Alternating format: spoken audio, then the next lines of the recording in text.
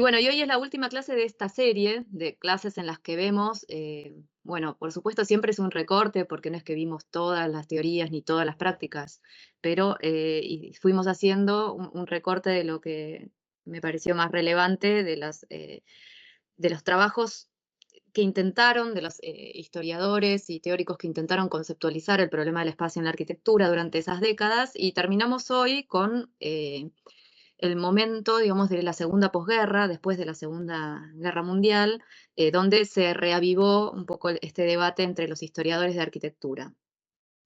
Em,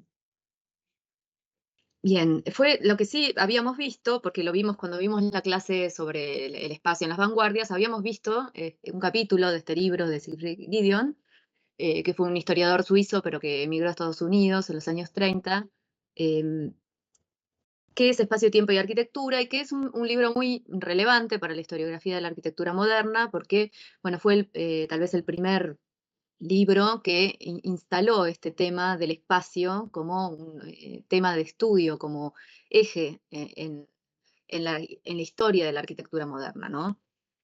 Em, este libro es del año 41, todavía estábamos ahí, no había finalizado la Segunda Guerra Mundial. Y si recuerdan, o sea, Gideon lo que hace es establecer que el cubismo, ¿no? Fue el movimiento artístico que rompió con la idea tradicional del espacio en el arte, ¿no? Y que propuso entonces la representación del espacio natural a través de esta multiplicidad de perspectivas, ¿no? Simultáneas y superpuestas en una misma imagen, incorporando entonces la idea del tiempo, ¿no? Además de el tiempo y el espacio como una situación conjunta, ¿no? Que debía ser representada. Entonces, esta visión, digamos, fue la que de algún modo canonizó entre los arquitectos la idea de que el espacio, ¿no? Era el eje de la arquitectura moderna, de algún modo uno de los ejes, porque el libro de Gideon en realidad también es un libro muy centrado en la evolución de las técnicas, ¿sí? No es solamente el espacio, pero está por un lado el espacio y por otro lado la evolución de las técnicas en el desarrollo de la arquitectura moderna, ¿no? En las justificaciones que él da en su libro acerca de cómo surgió la arquitectura moderna y cuáles fueron sus orígenes, ¿no? Pero bueno, esta cuestión del espacio em, es algo que retoma fundamentalmente Bruno Sevi. Bruno Sevi fue un arquitecto y crítico, historiador italiano, que justamente en los años previos a la publicación de ese libro de Gideon, había emigrado a los Estados Unidos también y estudió con Gideon, o sea, estuvo estudiando en Harvard y estuvo asistiendo a clases de Gideon justamente en los años previos a la publicación de ese libro. Eh, y fue entonces ese enfoque espacial el que permitió que Sevi reinterpretara o propusiera, digamos, un enfoque propio también centrado en la idea del espacio. Acá Sevi recorta, ¿no? Digamos, de la teoría de Gideon, específicamente este tema del espacio, exclusivamente, podríamos decir, la cuestión espacial, quitando estas otras que tenían que ver con los desarrollos de las tecnologías, ¿no?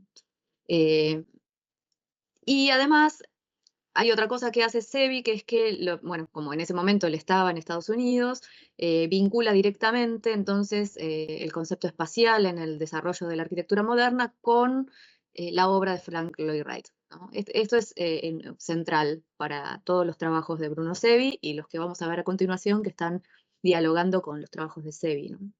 Entonces, Sevi primero escribió un libro antes de este que estamos viendo acá, que es Saber ver la arquitectura, que lo escribe en el 48 en italiano, y este que vemos acá es una edición argentina que por primera vez se edita en el 51 y después hay otras posteriores. Pero antes, digamos, en el 45 escribe un libro que se llama Hacia una arquitectura orgánica, que lleva ese título porque está, digamos, haciendo como un espejo de Hacia una arquitectura de Le Corbusier, pero le agrega el orgánica. Y que primero lo publica en italiano y también casi simultáneamente en inglés, y que fue muy, muy difundido, es el libro anterior a este, donde sienta las bases de su programa, digamos, sobre la arquitectura moderna, especialmente centrándose en la interpretación de la obra de Frank Lloyd Wright. Bien. Y Sevi, a ver, o sea, lo que hace con estas interpretaciones tiene dos, digamos, facetas bastante polémicas, ¿no? La obra de Sevi es una obra muy comentada, especialmente en el entorno, en el ambiente italiano, ¿no? Pero como en el ambiente italiano hubo una cantidad importante de críticos e historiadores de la arquitectura y del arte, podemos decir que Sevi dio como mucho que hablar en su entorno, por lo tanto es que hay tanto escrito por él que hay como un desarrollo grande, ¿no? De literatura por parte de Sevi, ¿no? Sobre la arquitectura y además respuestas de otros historiadores a las posiciones de él. El Sevi fue polémico por dos cosas. Por un lado, este enfoque espacial lo quiso digamos, convertir en una herramienta de análisis, especialmente de una herramienta de análisis de edificios, ¿no? de obras de arquitectura, y llevarlo esto a un programa didáctico para la historia de la arquitectura. O sea, lo que hizo fue transformar de algún modo la enseñanza de la historia de la arquitectura en las escuelas, no en todas las escuelas italianas, sino que él especialmente en los años 60 dio clases en el Instituto de Venecia y fue ahí donde llevó como su propuesta pedagógica y que consistía entonces en pensar cómo redibujar los edificios o cómo había que volver a representarlos para poder analizarlos desde un punto de vista espacial. Esto, por un lado, fue algo especialmente hacia los años 60, las dos imágenes que vemos a la derecha son unas maquetas que él hizo con sus estudiantes en el Instituto de Venecia sobre obras de Miguel Ángel, ¿no? Que intentaban justamente analizar algunas cualidades, en principio del espacio, pero que por ejemplo, Manfredo Tafuri, que fue un crítico, un historiador y crítico italiano un poco posterior, podríamos decir, pero que fueron en un momento contemporáneo, criticó bastante, ¿no? En el sentido que creía que estas aproximaciones a la obra de Miguel Ángel eran más bien formalistas, ¿no? Y que no tenían en cuenta toda una serie de aspectos contextuales, históricos, sociológicos, políticos, etcétera, ¿no? Como, o sea, fue muy crítico Tafuri respecto del modo de hacer historia de Bruno Sevi, ¿no? Lo consideraba formalista, ¿no? Muy poco integral su modo de hacer historia. Entonces, por ese lado hay como una polémica en torno a la propuesta esta de Sevi.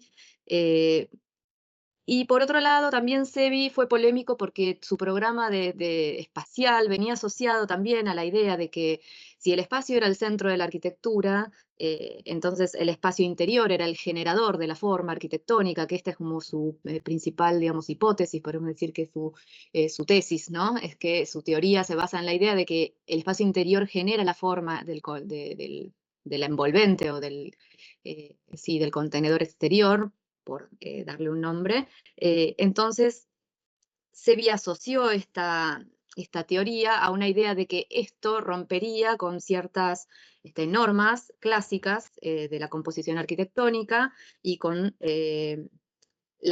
ciertas normas rígidas y autoritarias que él en ese momento, ¿no? En el momento en el que él desarrolla esta teoría, se daba el contexto de que Italia estaba todavía bajo el régimen fascista y que había una serie de arquitectos italianos que estaban, digamos, asociados al poder del régimen, que producían arquitectura moderna, una arquitectura moderna racionalista, con mucha fuerza en el trabajo sobre la geometría pura.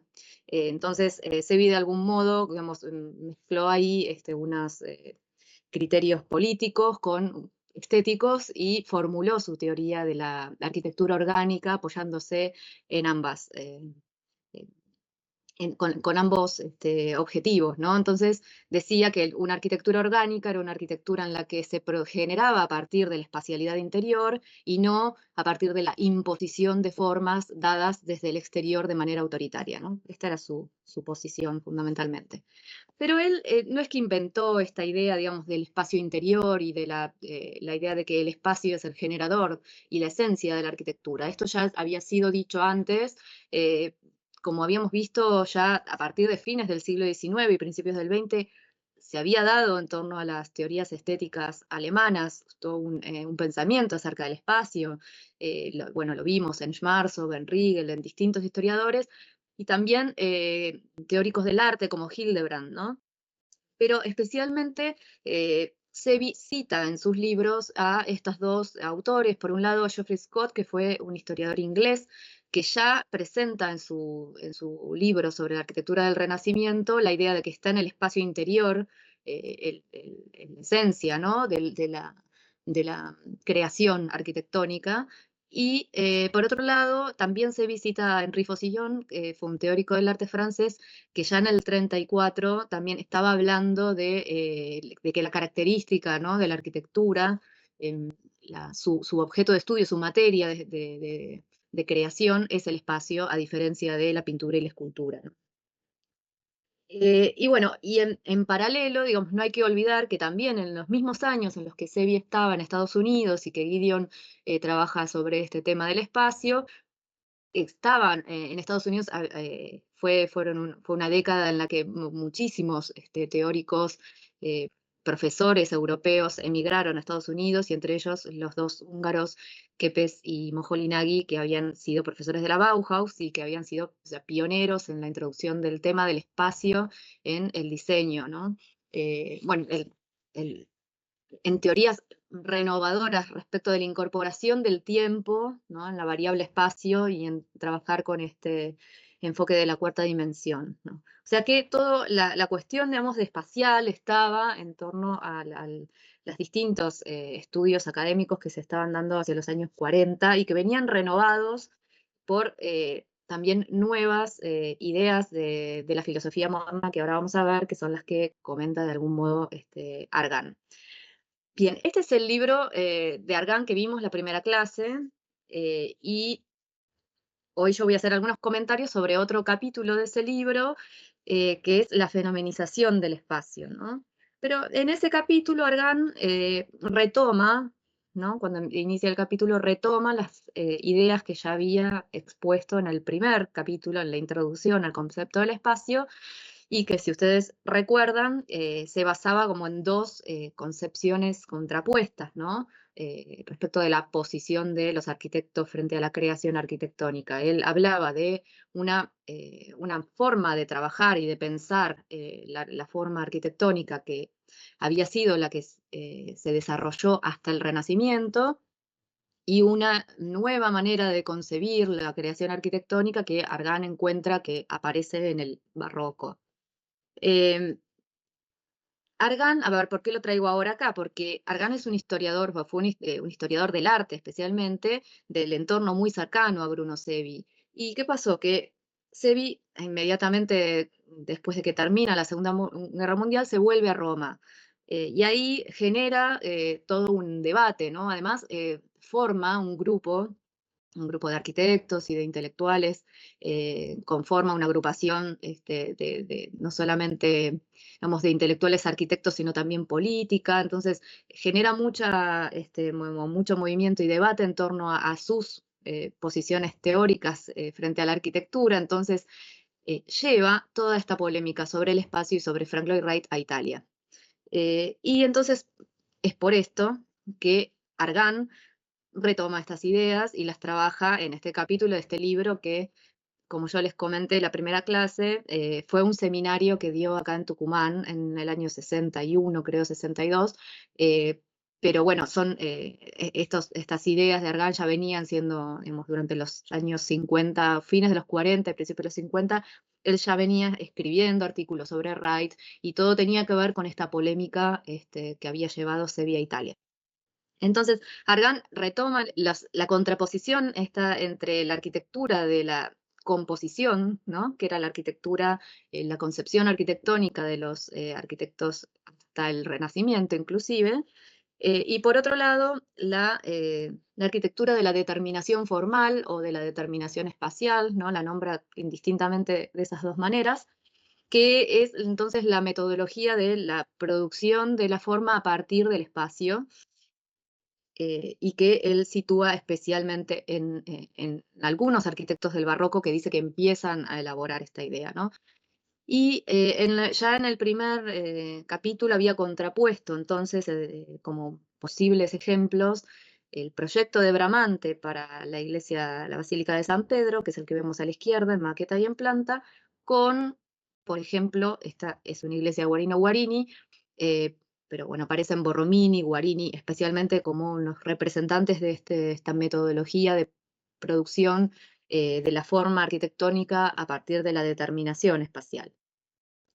Bueno, si recuerdan un poco, las ideas que venían detrás de esto eran las de que en el Renacimiento o en la composición lo que hay es una aceptación de convenciones, ¿no? De un sistema dado, de un sistema objetivo, sí, de mirar al mundo de manera objetiva y entonces asociar determinadas formas geométricas dadas como material de proyecto, podríamos decir.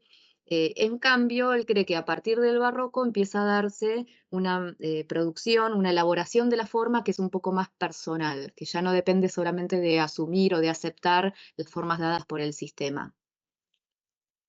Llegamos a otro arquitecto italiano que también formó parte de este grupo que nucleó Bruno Sevi y que fue Enrico Tedeschi. Y este es el texto que tenían que leer concretamente para hoy.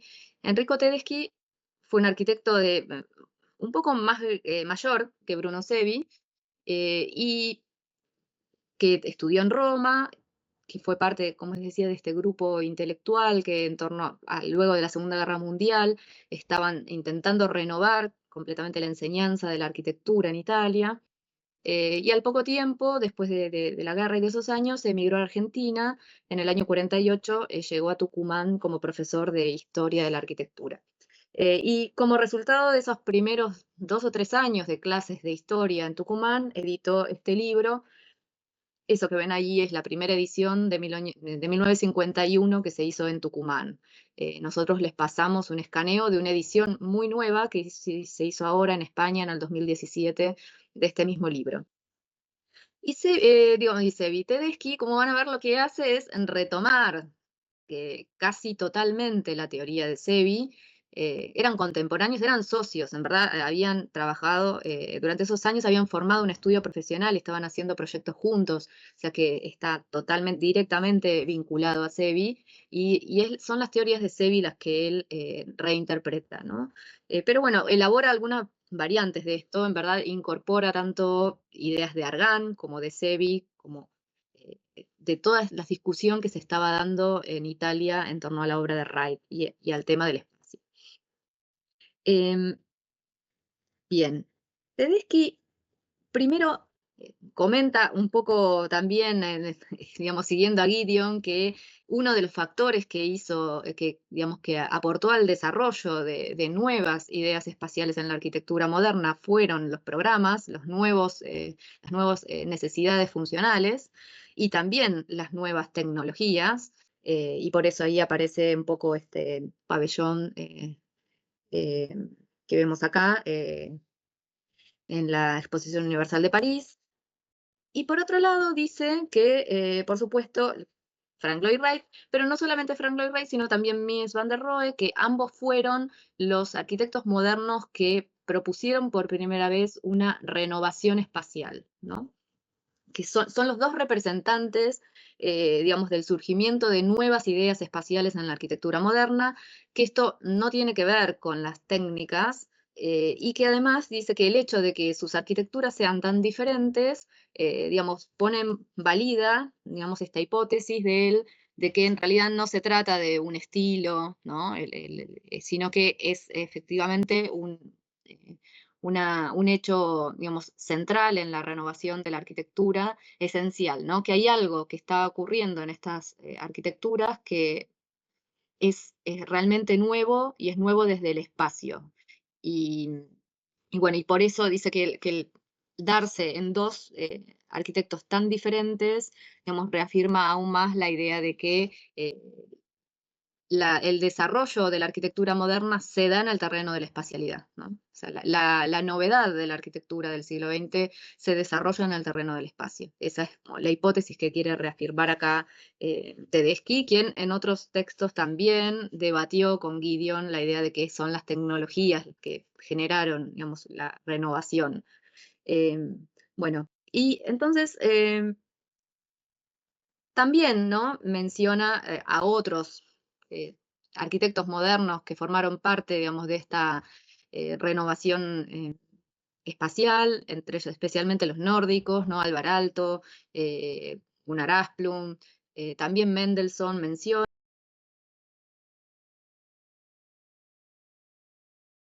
tanto, o al menos intentaba en sus trabajos, acá tal vez en este capítulo no se note tanto, pero hay un momento donde, ¿no? Apenas menciona la Ville Savoye como una obra que podría estar dentro de las obras importantes de la arquitectura moderna, pero para él Le Corbusier no es central en la renovación mm, de la espacialidad en la arquitectura moderna, ¿no?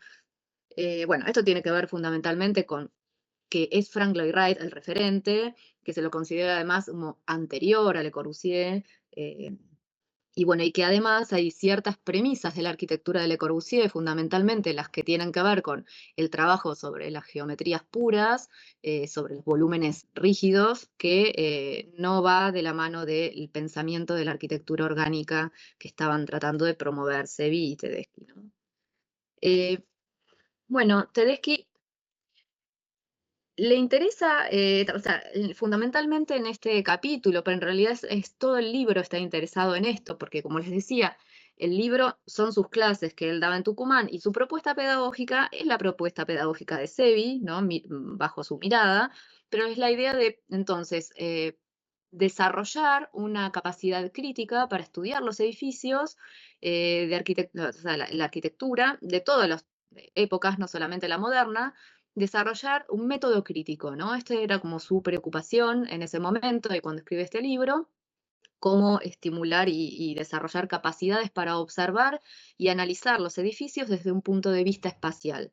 Entonces, el primero llama la atención acerca de que la crítica o la historia de la arquitectura hasta el momento no se había interesado especialmente en mirar el espacio, sino que generalmente lo que hacía era mirar lo contrario, ¿no? Lo que él entiende que es lo opuesto al espacio, o sea, los elementos constructivos, ¿no? Podríamos decir la parte de la carne de los edificios, ¿no? Generalmente lo que hacen es valorarlos por sus innovaciones técnicas, por sus, digamos, logros, ¿sí? En el terreno de la técnica, de la construcción, a veces también por sus virtuosismos decorativos, depende, ¿no? De qué arquitectura estemos hablando, pero que generalmente lo que tienden a estudiar es aquello tangible, ¿no? Lo que se puede tocar, los elementos positivos, podríamos decir, si entendiéramos a un edificio como, como un hecho, digamos, compuesto por positivo y negativo, por blanco y negro, por construido y vacío, ¿no? Entonces, la primera parte de todo este capítulo se dedica un poco a eso, a llamar la atención sobre este problema, sobre la falta de estudios críticos que observan el espacio y sobre la metodología más habitual de los historiadores de observar los elementos constructivos. Y, por ejemplo, dice, ¿no?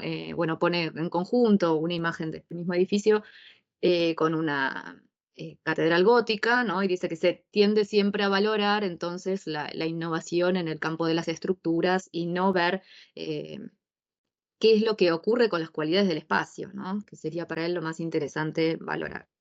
Eh, y también en otra parte digamos, del capítulo, o sea, de este texto, se interesa en explicar un poco en qué consiste lo que él llama arquitectura orgánica, y que es un poco el nombre que también él le da al movimiento de arquitectos italianos del cual él formaba parte, ¿no?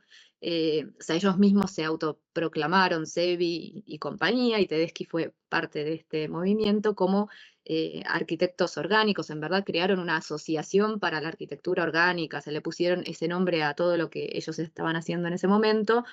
Intentan explicar un poco de qué se trata, aunque es un poco difuso, digamos, sus argumentaciones, ¿no? Tanto las de Sevi como las de Tedeschi, que siguen en la misma línea, aunque intenta precisarlo un poquito más.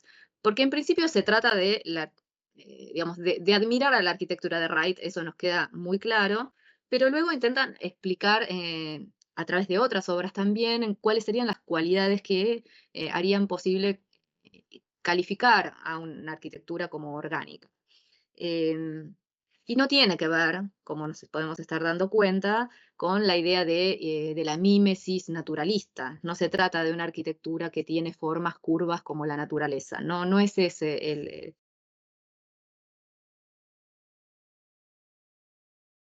es el espacio interior pensado, y por momentos Tedeschi lo dice algo así como contenido humano, ¿no? El que genera entonces la forma exterior. Y ellos dicen que de algún modo en verdad son seguidores del funcionalismo, son como los continuadores del funcionalismo, porque es una arquitectura que se centra en pensar que el espacio tiene que estar generado por la necesidad humana, en que entonces la forma del espacio tiene que tener que ver con eso, no solamente con la técnica y con la pragmática de la construcción, sino con las necesidades funcionales, y que a partir de allí entonces la forma sería la resultante de la generación de ese interior. Y que por otro lado, entonces también debería incorporar algunos aspectos que tienen que ver con los factores perceptuales, psicológicos del habitante, ¿no? Así lo definen de esta manera, digamos que no termina de ser del todo precisa, pero que tiene que ver con, bueno, en principio con esto, con negar, digamos, o rechazar la composición en base a geometrías predeterminadas, eh, y de incorporar entonces factores de la experiencia, o sea, entender que el espacio está directamente relacionado con la experiencia del habitante. Entonces, una de las ideas también que vienen muy asociadas a esto es la interpenetración interior y exterior, ¿no?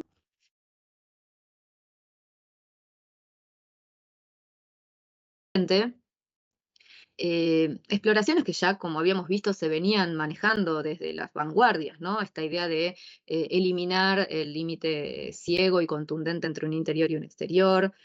Pero bueno, digamos, acá aparece un poco renovada esa idea, porque el espacio entonces es un espacio que no es solo dentro, sino que es dentro y fuera. Así que algunas otras arquitecturas, como especialmente las de Richard Neutra, también entran dentro de esta clasificación. Bueno, Richard Neutra, si bien era un arquitecto austríaco, había trabajado muchísimo con Wright en Estados Unidos, con lo cual también formaba parte de los discípulos de Wright, ¿no? Em, Bien, y otra cosa que le interesa a Tedeschi, porque como vimos también le interesaba a Sevi, y acá Tedeschi la intenta poner sobre la mesa desde otro lugar, es el tema de la representación entonces del espacio, de cómo analizar edificios desde un punto de vista espacial y cómo hacer para producir entonces representaciones que den cuenta de esas cualidades espaciales, ¿no? Y pone de ejemplo estos dos casos, ¿no? Por un lado, ese edificio de los holandeses, Duikerivich Boet, que es una escuela que tiene una parte de terrazas al aire libre, ¿no? Es una escuela muy transparente, que tiene una parte interior y una parte exterior, pero donde hay, bueno, mucha interpenetración, que él dice que con los dibujos es imposible de estudiar, o sea, que es imposible que los dibujos den cuenta de esa cualidad espacial que tiene el edificio, que si no vemos las fotos no hay manera de que entendamos eso que está ocurriendo ahí. Eh, y por otro lado, también da el ejemplo de estos dibujos de Auguste Choisy, y que dice que si bien tienen las mejores como, intenciones de explicar cómo sería el espacio en los edificios, porque opera con un doble seccionamiento, ¿no? Él dice, por un lado, o sea, dibuja en tres dimensiones el edificio, lo secciona verticalmente, de manera tal que lo podemos ver desde un lateral, podemos ver el espacio interior, y también lo mira desde abajo y le quita el piso, de manera que lo podemos ver también desde abajo y desde el lateral, pero finalmente, dice, lo que más pone en valor el dibujo es el negro del muro, ¿no?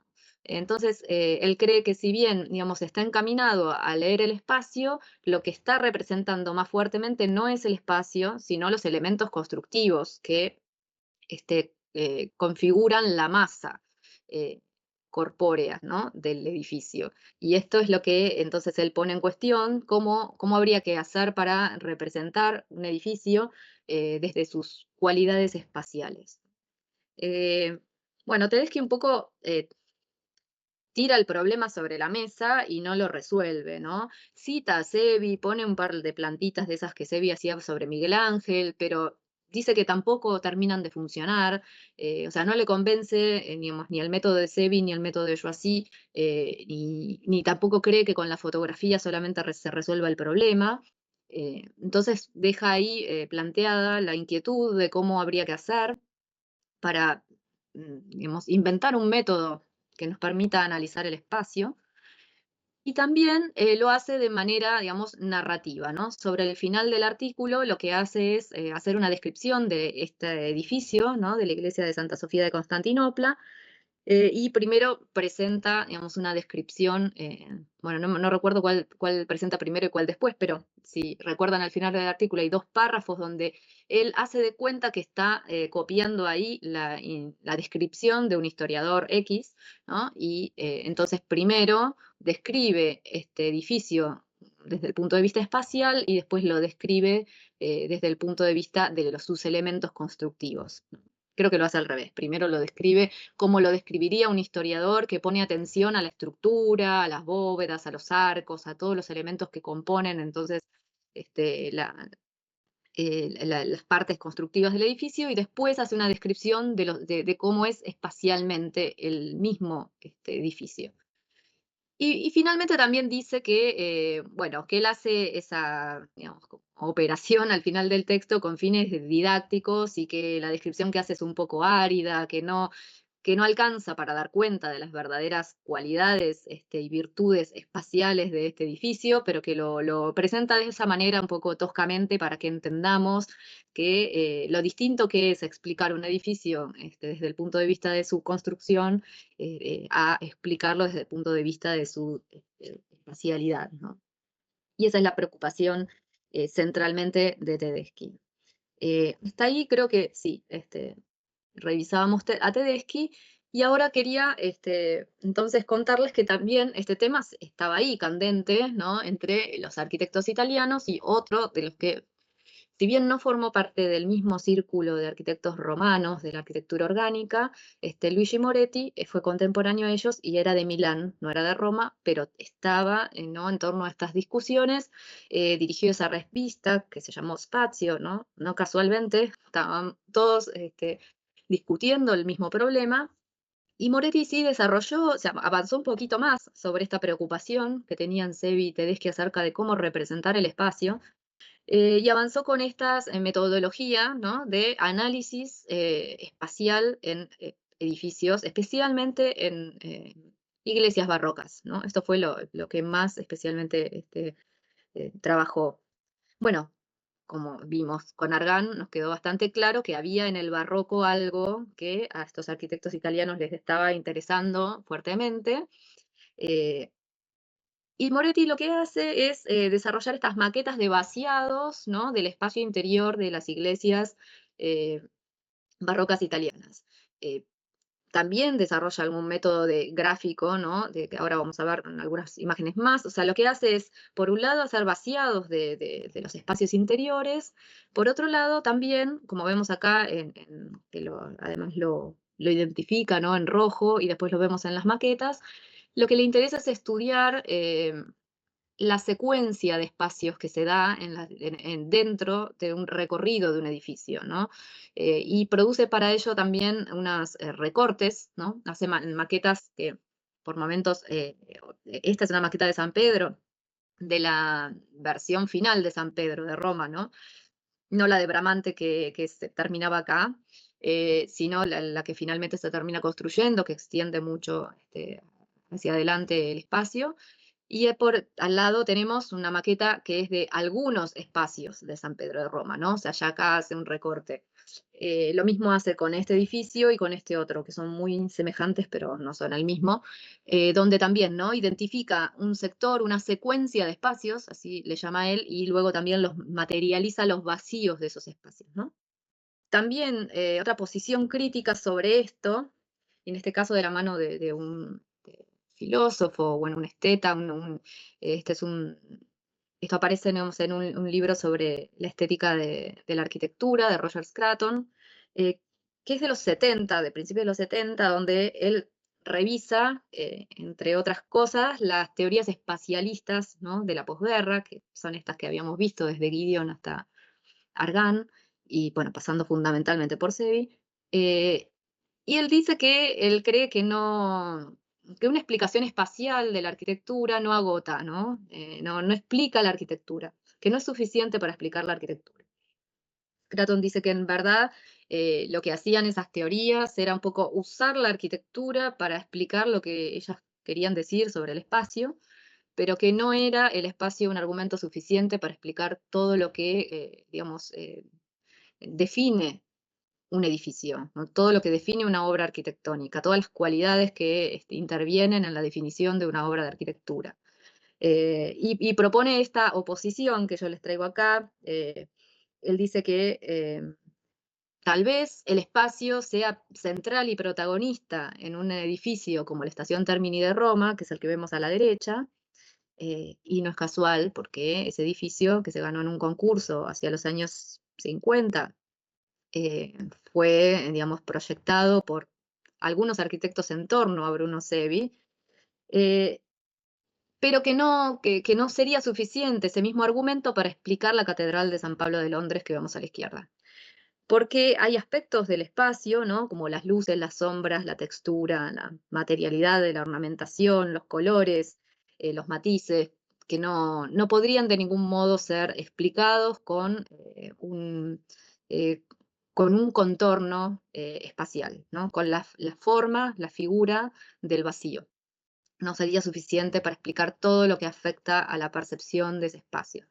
Eh, bueno, de algún modo, a ver, o sea, Scraton también se pone en una posición un poco extrema, porque no es cierto que Sevi haya dicho que solamente importa el contorno geométrico del vacío interior. También él habla justamente de la experiencia del observador y de la percepción y de estos otros factores, pero no, digamos, los trabajos que hubo en torno a esta idea, como los de Moretti, por ejemplo, como vimos, no llegan a poder incorporar esas otras ideas. Y logran muy contundentemente reproducir la forma geométrica de los espacios interiores, pero después cuando intentan producir otro tipo de registro sistemático de las otras variables que intervienen en el espacio, como esto de la luz, la densidad, la presión, como que se queda un poco sin lograr, ¿no?, hacerlo. Y bueno, y esta, digamos, crítica que hace Roger Scruton entonces a estas teorías espacialistas también, de algún modo, o sea, la misma la retoma Robin Evans más actualmente en algunos escritos actuales de los años 2000, especialmente en el libro sobre la arquitectura de las tres geometrías, donde también, ¿no?, dice esto mismo, que el espacio arquitectónico no es suficiente, o sea, no dice que no sea central en la arquitectura, sino que sí es central, pero que no es suficiente para explicarlo, describir su forma geométrica, porque con la geometría no se agota el problema de la cualidad espacial de la arquitectura.